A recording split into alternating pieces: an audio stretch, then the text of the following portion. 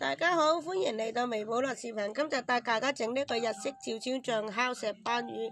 首先準備石斑魚一條約500克嘅醬油呢就4湯匙，料酒呢就2湯匙，蜂蜜同糖2湯匙，味淋2湯匙，蒜末1瓣，薑末1小塊。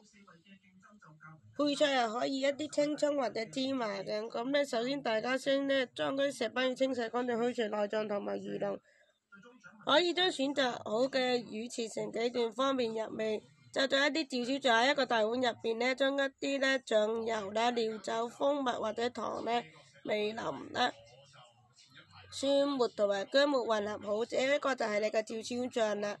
醃製好嘅魚身，將切好嘅石斑魚放喺一個大碗或者袋入邊啦，倒入調好嘅照燒醬啦，確保魚身均勻。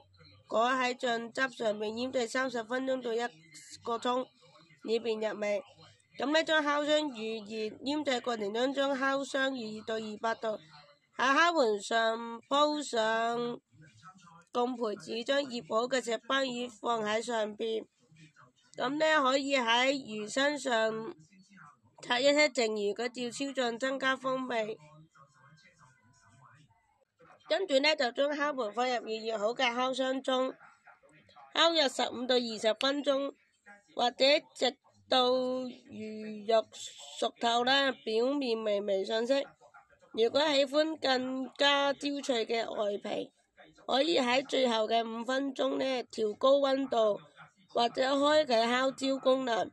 烤好之後呢，將石斑魚取出，撒上葱花同埋烤香嘅芝麻裝飾，即可盛盤。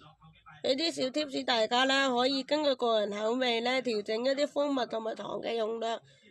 如果想要更豐富嘅風味，大家可以加入一啲胡椒粉或者辣椒粉，配搭米飯或者時菜享用就更加好味啦。記得點讚同關注我哋。